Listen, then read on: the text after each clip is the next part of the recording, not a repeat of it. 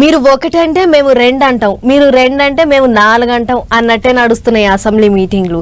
సర్కార్ వాళ్ళకు ఎగస్ పార్టీ వాళ్ళకు నడుమ లడాయి బరాబర్ నడుస్తున్నది. పొట్టు పొట్టు మాటలు ఇస్తుర్రు, అలిగి బయటికి పోతుర్రు.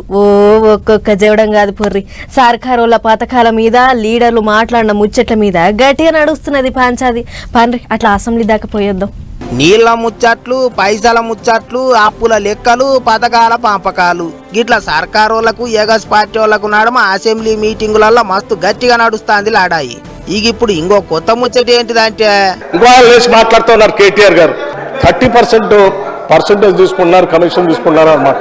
ఎవరండి 40,000 కోట్ల రూపాయలు పనులు చేపించి బిల్లులు ఇవ్వకుండా రాష్ట్రం మీద 1,00,000 కోట్ల పైబడి అప్పులు చేసి మీరు పోతే వాళ్ళందరూ బిల్లులు రాక నాలా బాధపడుతూ రాష్ట్రం కోసం అటు తిరిగి ఇటు తిరిగి సెకండరీ చుట్టూ తిరిగి నాలా బాధపడుతున్నారు. ఒక స్టేట్మెంట్ చేసేటప్పుడు ఒళ్ళు దగ్గర పెట్టుకొని మనం మాట్లాడేది కరెక్టా కాదా, ఇది మనం ఏం చేస్తున్నామని నిజంతో మాట్లాడాలి. కమిషన్లు తీసుకుంటారట అని కారు పార్టీ వాళ్ళు అనగానే గిట్ల డిప్యూటీ సీఎం బట్టి సారు బగ్గుమన్నాడు. అట్లా ఎట్లా అంటారు, మాఫీ చేయమని అడగాలి అని కోపానికి వచ్చిండు. ఇక బట్టి సారు ముచ్చట్లకు మాజీ మంత్రి కేటీఆర్ సార్ ఏమన్నాడో చూడర్రే. 20% కమిషన్లు, 30% కమిషన్లు మీ ఎమ్మెల్యేలు అంటున్నారు. నేను అనలేను అధ్యక్ష ఈ మాటలు, నేను అంటలేను అధ్యక్ష, నేను అనొచ్చు కానీ నేను అంటలేను అధ్యక్ష. ఇంకొక మాట చెప్తున్నా అధ్యక్ష, దయచేసి మీరు మా రెస్క్యూకి రావాలి. నేను ఏం అనలేదు అధ్యక్ష, నేను వారిని ఏం అనలేదు అధ్యక్ష. 20% కమిషన్ అని కాంట్రాక్టర్లు ధర్నా చేస్తున్నారు, సెక్రటేరియట్ లో చర్య తీసుకోమని అడిగినాను. అట్లా అని లేదు గిట్లా అన్నాం అన్నట్టు మాట్లాడిండు సారు. ఇక బట్టి సారు నోటికి వచ్చినట్టు మాట్లాడొద్దు అని గరం ఏటాలకు కారు పార్టీ వాళ్ళకు కూడా కోపం వచ్చింది. అంతా కలిసిపోయి బయట కూకున్నారు, సర్కారు వాళ్ళను సాపిచ్చిండ్రు.